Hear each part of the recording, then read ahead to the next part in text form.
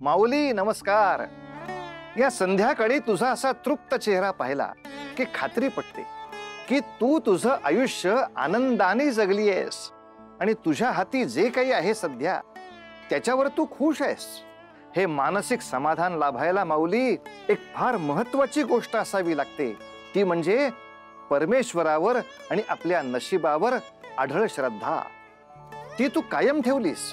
पण माते, असे अनेक लोक आहेत जे काहीतरी स्वार्थ मनात धरूनच देवाचं स्मरण करतात. लोभी, स्वार्थी, अगदी शतानंदच्या नेमकं उलट. अशा वेळी देव त्यांना कसा सुतासारखा सरळ करतो, ही आजची आपली कथा त्या व्यापाऱ्याची. इलावती, इलावती, ऐक माझे. तुम्ही मला काही सांगू नका. इलावती, अडमुठ्यासारखी वागू नकोस. सरका बाजूला. अगं जनरीत आपण नको का सांभाळायला? बरोबर, जनरीत सांभाळायचा वसा मीच घेतलाय जणू. कुठल्याही समारंभात जाऊन अपमान गिळून येते मी, तरीही मीच अडमुठी ना. तुमचं काय जाते हो बोलायला? तुझ्या लक्षात येत आहे का, दुर्गा देवींकडे असलेला समारंभ आहे हा, म्हणजे सावकार धनाधीश यांच्या पत्नीकडे. अगं तू जर त्यांच्याशी चांगले संबंध प्रस्थापित केलेस तर त्याचा आपल्या पुढच्या व्यापारासाठी फायदा नाही का होणार?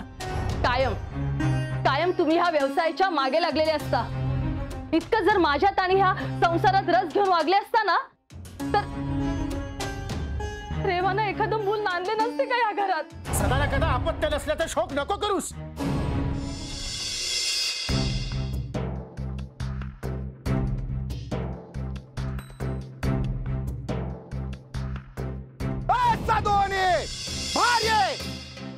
नाही तुझी दिंड काढली तर नाव सांगणार नाही नाता.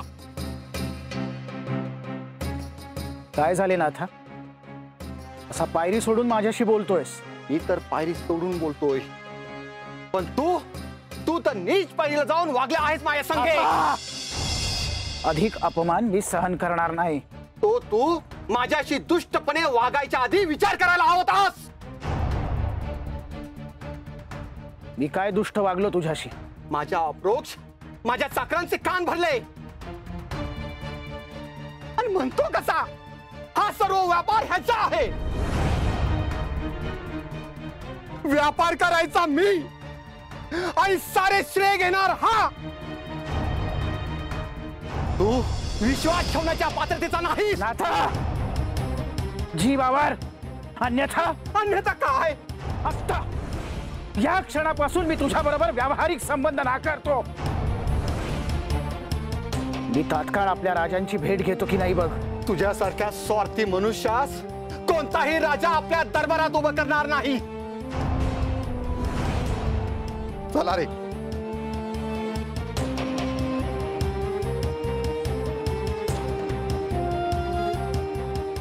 अहो,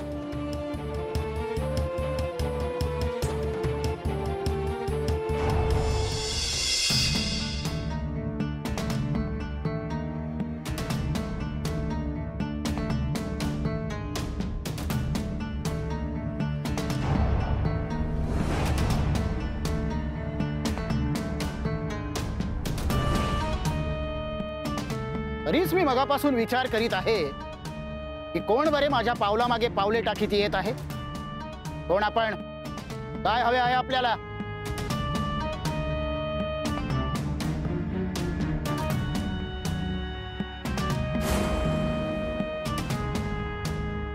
आमचा परिचय राहू दे. तुला काय हवे ते सांग. मनात काय चालू आहे तुझ्या? असे जर मनातले सहज प्राप्त झाले असते पण आणि काय हवे होते? माझी वाणी कधी खोटी ठरली नाही. वयास काय झाले? तुमच्या बुवांची बुद्धी भ्रष्ट झालेली आहे. तुम्ही काय स्वतःच भगवंत समजता का? आणि मला जे हवे आहे ते तुम्ही नव्हे, आमचे राजे मिळवून देतील. तुमच्यासारखे भोंदू साधू नाही.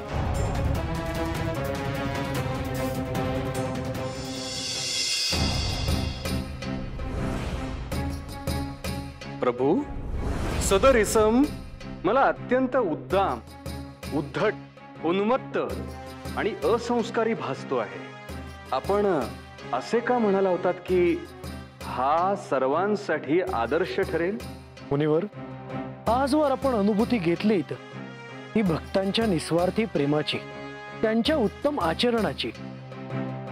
पण हा साधुवाणी देखील उत्तम असा आदर्श बनू शकेल, कारण भरकटलेल्या मनाने पुन्हा सत्कर्माचा मार्ग स्वीकारणाऱ्या मनुष्याचे हा उत्तम असे प्रतीक बनेल.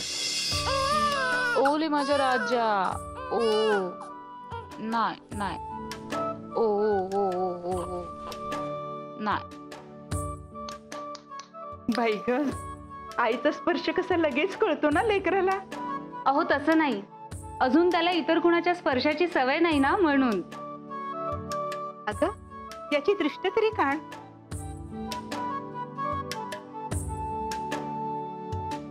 ह्याच्यावर एवढं प्रेम करणाऱ्या भगिनी असताना कोण कशाला वाईट चिंतेल. दुर्गामती,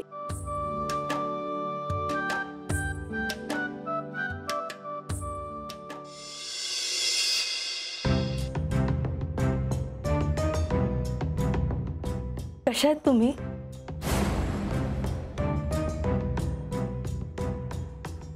तू कशी आहेस ग? मी हे आलेचा ठेवून.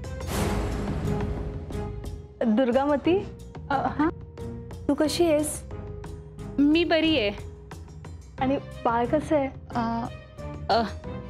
बाळ सुद्धा बरे. ही लीलावती, या पाळण्याला स्पर्श करण्याआधीच आपण बारसे उरकवून घ्यायला हवं. हो हो, लवकर करा.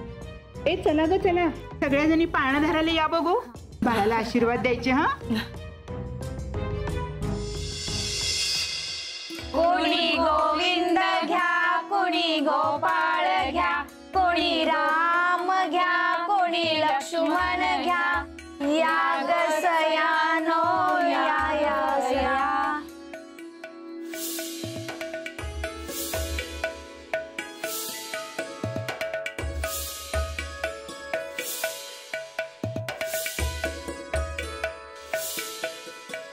अगं, त्याचं नाव काय?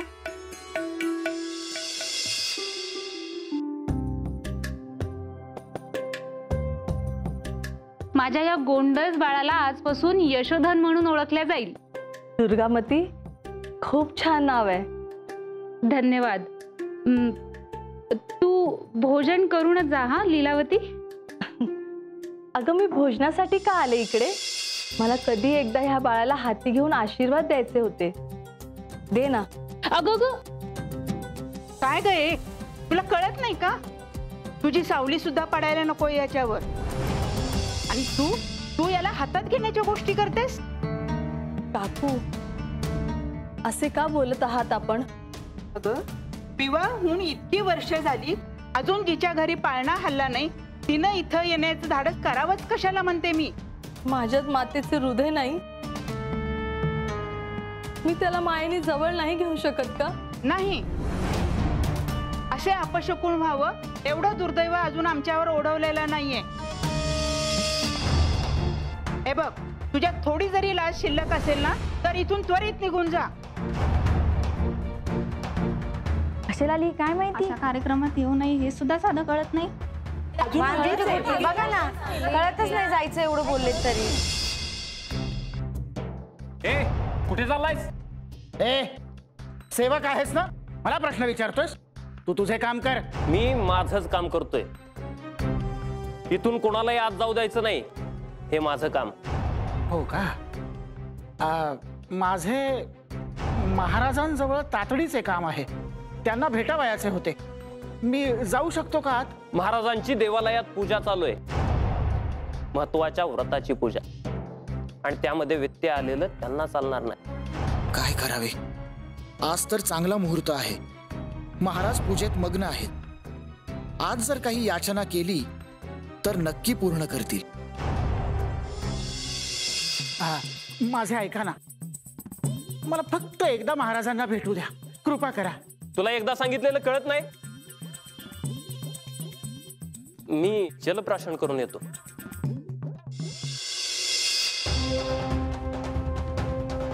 अरे तो पळाला पळाला पळाला. अरे तू काय करत होता? चल.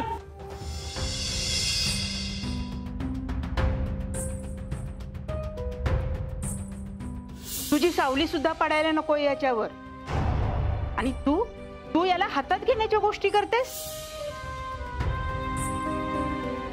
अगं, विवाह होऊन इतकी वर्ष झाली, अजून जिच्या घरी पाळणा हल्ला नाही तिनं इथं येण्याचं धाडस करावंच कशाला म्हणते मी.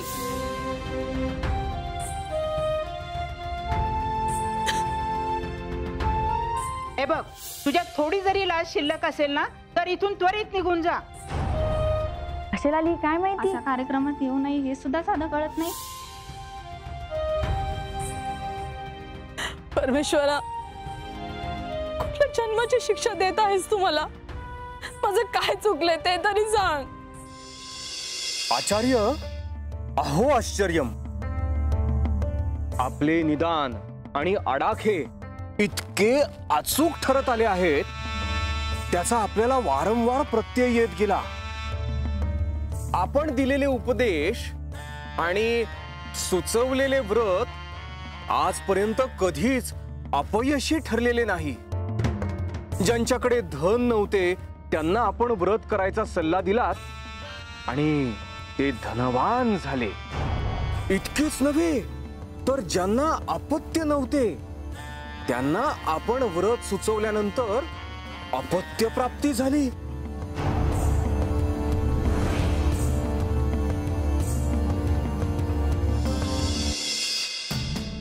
आहा, देवी, आपण क्षमा करा आचार्य, मी आपले संभाषण ऐकले. मला आपली मदत हवी आहे. तुझे नाव काय पुत्री? मी लीलावती. आचार्य, खरंच तुमच्याकडे कुठल्याही समस्येवरती उपाय आहे? अर्थात आचार्यांकडे प्रत्येक समस्येवर उपाय आहे.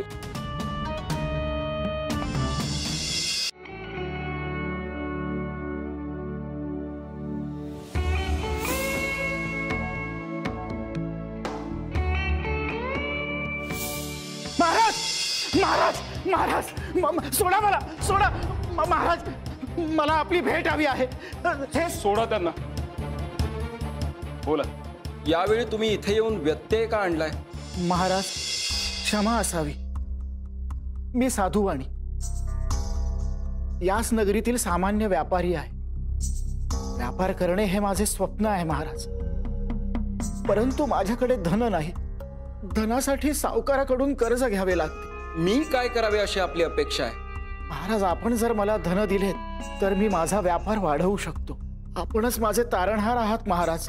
तुम्ही खूप सुमुहूर्तावर आला आहात. आजच्या दिवशी मी कोणासही मदत नाकारत नाही, परंतु हे इतक्या सहज होणार नाही. आम्ही आता तुमची इथे एक परीक्षा घेणार आहोत. जर का तुम्ही मदतीस पात्र आहात हे कळल्याखेरीज आम्ही तुम्हाला धन देऊ शकत नाही. मी तयार आहे महाराज. आम्ही दिलेल्या धनाचे नेमके काय कराल? त्या धनाचा मी स्वतःसाठी शून्य वापर करीन. व्यापारात मला जी वृद्धी करता आली नाही ती वृद्धी मी करेन. भरताने जशा श्रीरामाच्या पादुका आयुष्यभर जपून ठेवल्या तसेच मी हे लक्षात ठेवीन की हे धन माझे नाही. आणि ज्यावेळी योग्य वेळ येईल त्यावेळी हे धन मी तुम्हास पुन्हा सुपूर्द करीन. समजा तुमच्या या व्यवसायात भविष्यात अपयश आले तर? तसे होणार नाही महाराज. आपण लढाईला जाताना कधीही आपला पराभव होणार आहे असा विचार करीत नाही. म्हणूनच तर आपण सर्व लढाया जिंकलेल्या आहेत. आणि हा व्यापार करणे ही माझी लढाई आहे आणि ती मी हरणार नाही. वाह, आपला आत्मविश्वास कौतुकास पात्र आहे. सेवक,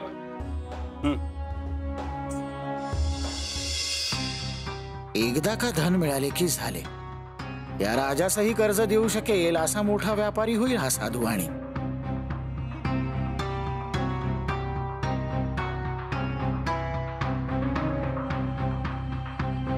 हे घ्या. यापुढे कुणाही समोर तुम्हाला धना करता हात पसरावे लागणार. महाराज, महाराज, आपण खरेच धन्य आहात महाराज, धन्य आहात. उठा.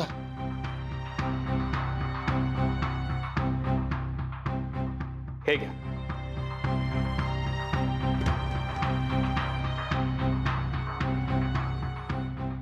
धन्यवाद महाराज. महाराज, ही कसली पूजा होती? ही पूजा आहे सत्यनारायणाची.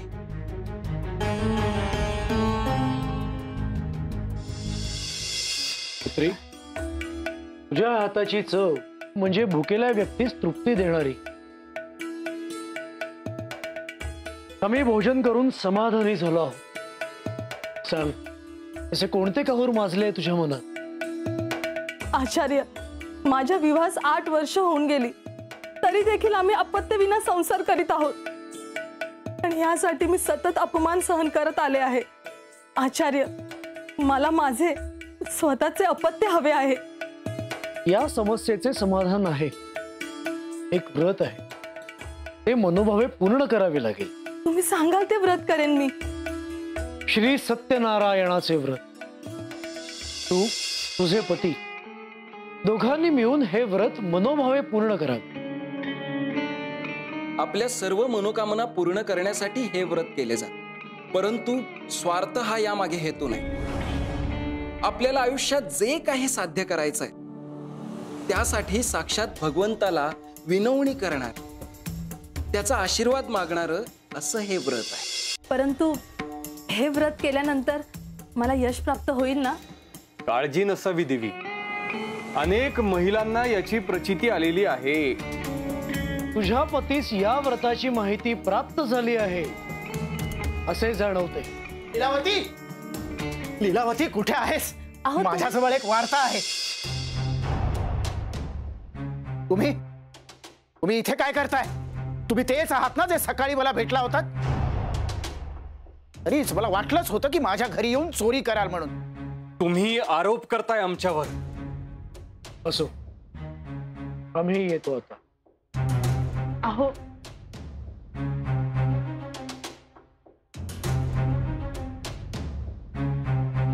मी सांगितलेले ध्यानात ठेव.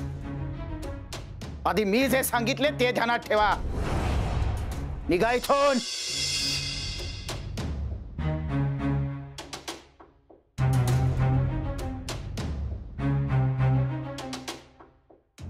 अहो, आचार्य, आचार्य,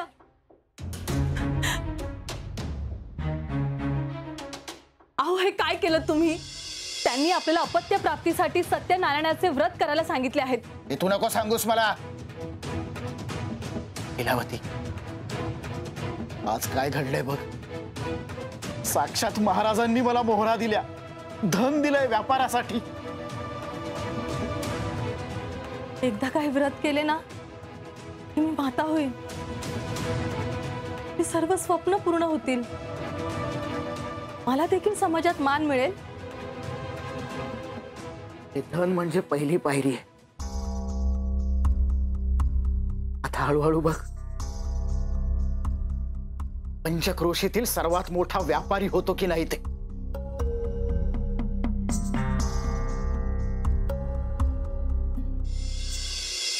माऊली, मला अशा माणसांचं नेहमी आश्चर्य वाटत आलंय की जे पोटतिडकीनं देवाची प्रार्थना करतात, स्वतःची वृद्धी करून घेतात आणि नंतर ज्यांनी आपल्या कठीण काळात आपल्याला मदत केली त्याला पार विसरून जातात.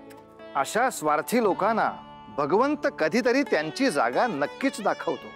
पण तोपर्यंत कोणाच्या हातून किती आणि काय काय चुका होत आहेत हे भगवंत पाहत असतो. जसं त्या शिशुपालाचे 100 अपराध भरेपर्यंत त्याला काही शिक्षा केली नाही, तशीच या साधूवाण्याच्या बाबत भगवंताची काही योजना असू शकते का? हो, हेच तर आपल्याला बघायचंय पुढील भागात. तोपर्यंत उतू नका, मातू नका, घेतला वसा टाकू नका.